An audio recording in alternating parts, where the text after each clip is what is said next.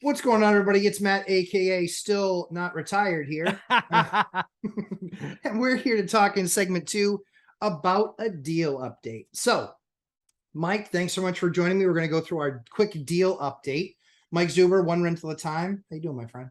I'm doing well. I don't know if you saw it, but the deal update, I don't know if this is the property, but that I think it was a 225 or 235 property. My mom actually replied to it, and she wrote you a note. So I don't know if you've seen it. I didn't see it. Yeah, it was fun. Here again, looking her up, it's Dorothy Zuber. Yeah. I strongly suggest everybody only say nice things on her comments. Otherwise, I will block your ass in a heartbeat. Yes. I don't care. She's my mom. You have to be nice to my mom. You want to take shots at me, go for it, but not her. So that's word to the wise. I will definitely look up your mom's comment. And so we had a conversation where you could barely make it through the interview because you were laughing at me so hard. Yeah. Because I wanted to go back and raise my price to get this deal done. So this is the property. This is the property. Deal update. Okay. So okay, go ahead. I went back and called my bank. And I said, I need to understand exactly what my terms are going to be on this deal. Right. And so we went through and she basically was like, you know what? The terms are what they are. They're not going to get any better. And I was like, we are in a recession. And you need to recognize that. And she laughed and she goes, yeah, the strongest jobs recession you've ever seen. Right. Yeah, exactly. I was like, touche. It's like, listen, it's a bank. Like, it's not your money. Like, help me out a little bit. Like the rate, something. I was like, we've done 27 deals together. So she actually talked to the senior lender. They came back and they go, no. Yeah. They're like, no. We don't love this deal. It's a weird property. And I was like, okay, it is. I have to give them that. It's a weird property. For those of you who haven't seen the other updates, it is a 3-bedroom, 1-bath house with a garage on it. That's a separate outbuilding that actually has a car lift in it. Mm-hmm. And it also has a mobile home on the property. And then it has another massive outbuilding that's about 800 square feet that's heated but has no running water. Oh, it's the gift that keeps on giving, but it's got a lot there. Yeah, yeah. And it's in a nicer area. It's a weird lot. It's one of those ones, Mike, where in the 60s that type of stuff was built, but then there was a bunch of nicer stuff built around it. Yeah, it was built first. Yeah, exactly. Oh, 100% it was built first. Yeah, no one would build this. No one would get permission to build this thing now. And that's one of the things I like to unearth in deals. So fast forward a little bit. I talked to my broker and I just said, you know what? We just got to be patient. We just got to be patient. Thank you. Jesus Christ, you were negotiating with yourself. Drove me crazy. I literally said to him, I was like, we just got to be patient. I said, they're not going to give me a better rate. I tried to pull and turn every knob and lever I could because I wanted to get the deal done. Yeah, you did. But I also did not want to overpay and I did not want to take on a bunch of their responsibility. And you didn't want me to remind you every week that that's true too. That's true too. I've seen how the non-refining for Dion has gone. So yeah, exactly. That boat. So I just told my broker, I said, listen, I said, we'll just wait. Yeah.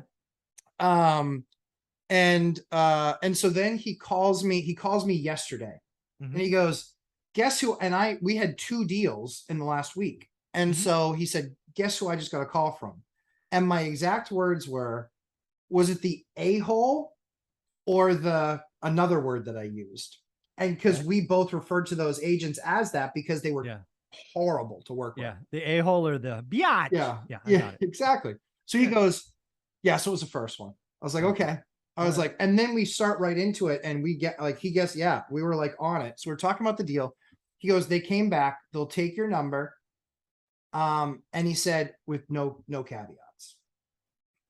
He said they'll take all their stuff, they'll move out when you want. So again, this is the same property. This is the 240 whatever. Yep, 240. I was down at 225.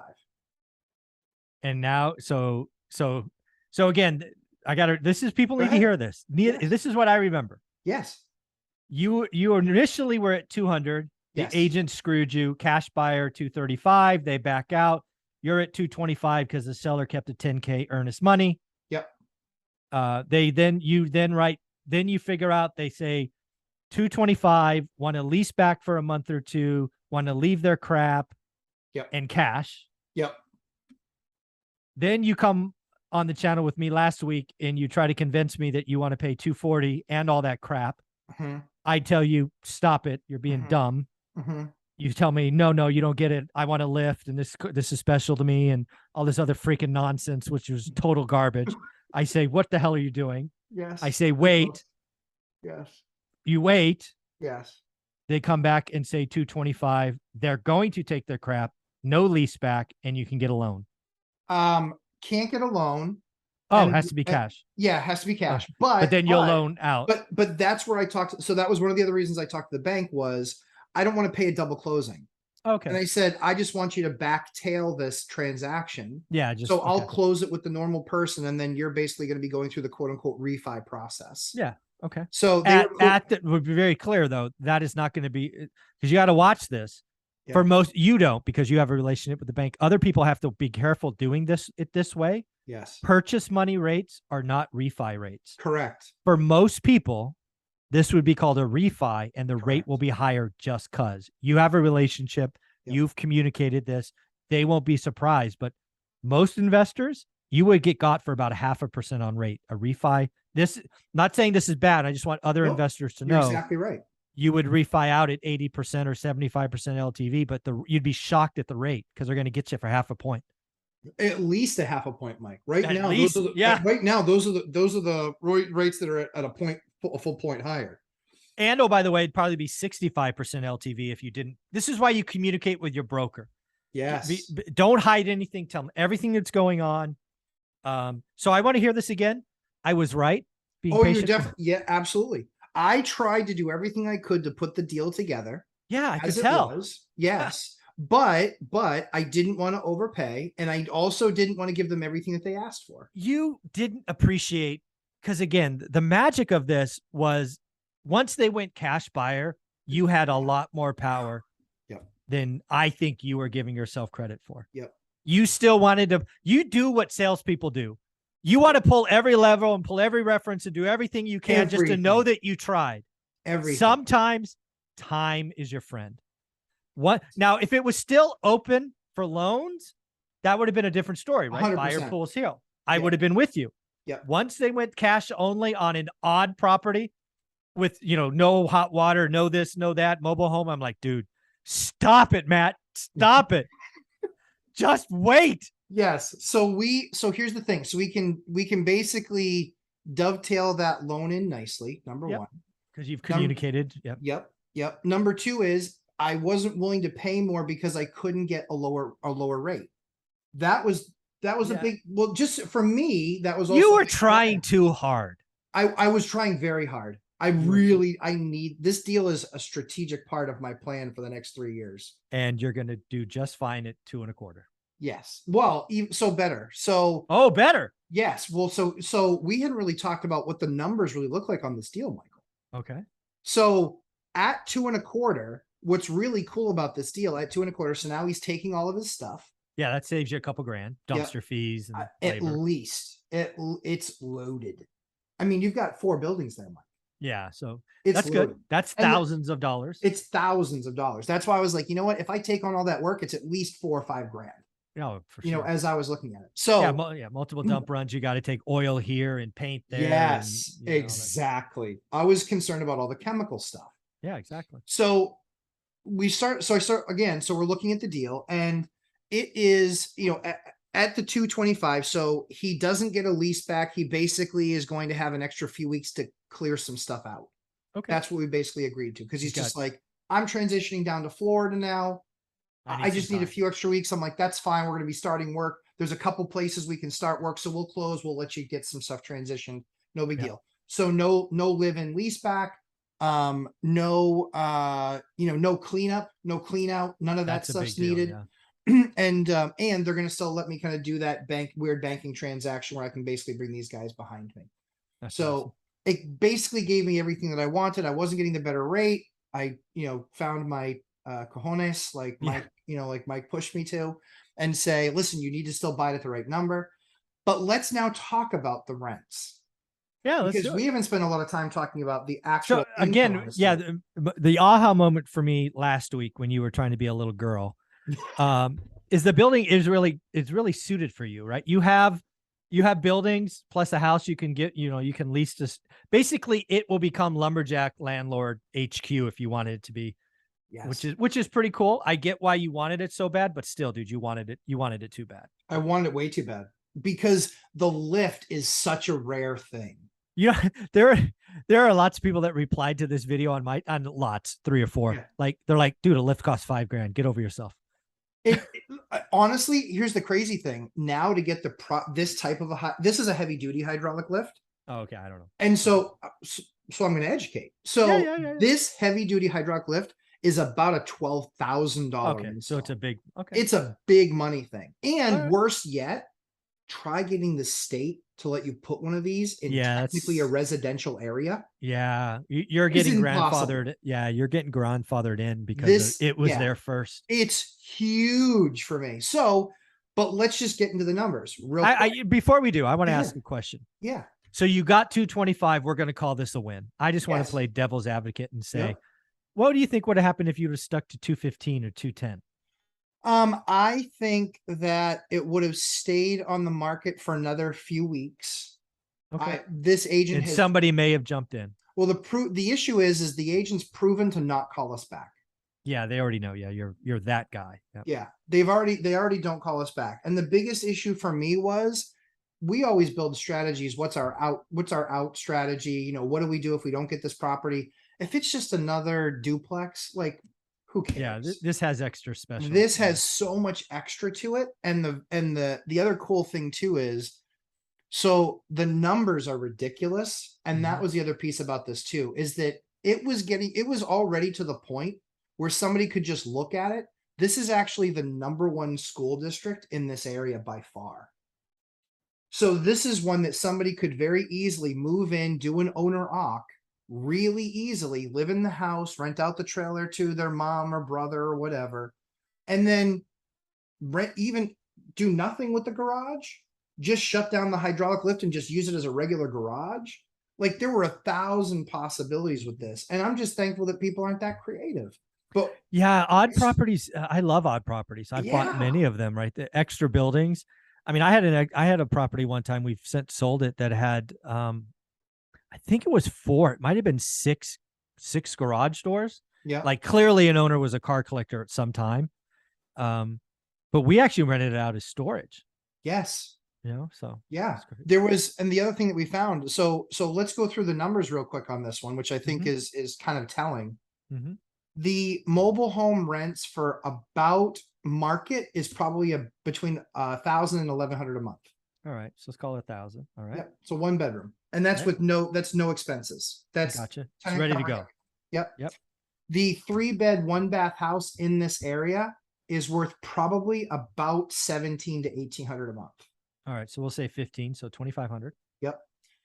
The little building out in the back where I was just kind of like, my buddy starts laughing at me. He goes, dude, that's a perfect Airbnb glamping site. Ah. And I was like, shut up. It's storage, buddy. He goes, no, you don't understand. He goes, that is a unique building with super interesting characteristics. It's got heat. It doesn't have running water, so you could only do a summer thing there.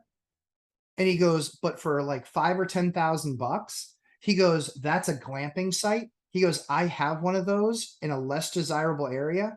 I looked at the map and I said to him, I go, is there any way that we can capitalize on this? A huge lake is a 10-minute path walk off the back end of that property. There you go. So you could do like kayaks, whatever, like a nature week. He goes, $100 a night, easy.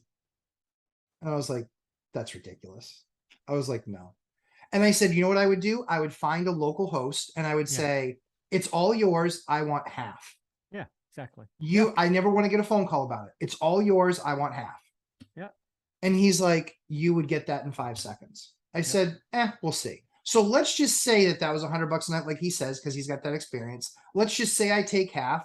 That's $50 a night. Let's just say that I only have 50% occupancy. Let's get really nutty on the numbers. $750. Yeah. Okay. Yeah. You know, that's 25% of what we actually think we would get. Understood. So 25% there, but I get my lift for the first. I've looked 20 years. I've lost out on 2 other properties that had lifts. This And has how big is that building? The one with the the lift? lift building? Yeah. The lift building is, Because it's more than just a lift. yeah, it is. It's basically double bay. Oh, okay. So it's actually, So it's actually, single lift on one side and then just a order. so yeah, it's front to back double bay. Oh, front to back. Yeah. So basically you've got the lift here and then you've got the rest. It's about a 20 by 50 foot building. It's about 1,000 square feet. So that really does become storage for you, because one of the things you have is storage and whatnot. Yes. So okay. Yeah. Well, we'll get a plow truck now. Yeah, exactly. Yeah. Just put all that stuff. So the numbers now are, we called it 1,000, 1,500, 750. So we're 1,000, 1,500, 750. So we're 3,250. Correct. And that's you get your nothing for the garage. Yeah. The monthly nut on this deal, taxes, insurance, everything escrowed, PITI, is 1,360. Yeah, so you're going to get into it, right? So again, you're 20% down, 25. Yes, 25 on this one. All right, so 2.25, so 45 plus 17, call it 2.25. 62. Yeah, 62-ish. Yep. You're going to put probably 20 in to everything. Yeah, call it 18, making it even 80. Okay. Yeah. So you're 80 in, and your cash flow is going to be $2,000 a month. Yep. So it's 24. Yeah, that's not bad. That's a 30% yield all day long. Yep. And you 30% yield with nothing, no value. No value to the left. Which again, in theory, you could rent that as your business. 100%. Spit off $500 a month. It actually has a current valid inspection station license. Yeah, I would probably rent that to my business, right? Yes. Well, so that's where the structure comes in. That's where it's like, I can buy it, then I can rent it to the business. The other thing that I can do too is, and I was thinking about it, working an arrangement with an actual mechanic and saying, I keep all my stuff here. You get to use the lift to do whatever cars you want to do. Make sure you have insurance. I don't think that's going to be worth the liability. Yeah. You're in a residential area. I don't think that potentially. Yeah, I agree with that. Yeah, I'm going to look at it and just see what it looks like. Yeah, no, yeah, I think making it Lumberjack HQ, your little thing, you could still rent it to yourself, keep the risk low, liability low. I just don't think you want cars coming on and off the lot with you have tenants. For that part, yeah, it would be more like specific stuff. Yeah, like a restoration where they're there for months. Yeah, maybe. Correct. Yeah, something that's no volume. Forget about we do 3 custom Mustangs a year, kind of thing. Exactly. Yep. Something like that where the guy uses that could work. Engines, and because it has hoists and all this other fun stuff. So pretty awesome. Well, I look forward to a video on the Lumberjack Landlord Instagram. I'm going to show a before and an after. The 4 is a little bit nutty. I won't. They should be. But it's fun. Well, congratulations. I'm happy for you. You finally had some cojones and you stopped being stupid. And it worked out. I didn't overpay, Michael. You didn't overpay. Didn't overpay. But man, I just bought 30% cash flow and got a garage with a lift in it. For free. I'm a 7-year-old. That's awesome. Yeah, you're gonna have fun with that project. We have a lot of fun. Decades. Mike, tell everybody where they can find you, my friend. One rental at a time. If you want some cojones and play chicken with sellers, you can just check me out. I'll tell you what the truth is. And if you always want to be picnic ready, Lumberjack Landlord. That's for you, Dion. As I always say, please subscribe, hit that like button for us. We'll be there in segment number 3 and live stream for Michael tomorrow, 8 a.m. Pacific time, 11 a.m. Eastern on One Rental at a Time. And then my live stream is Sundays, 11:30 Eastern time, 8:30 Pacific. And we cover everything. We go for usually about 3 hours and answer all your questions. But Mike goes for an hour, and that's good. Just fun. All right, Mike, thanks so much for the time. We'll see you in segment number 2. Thanks.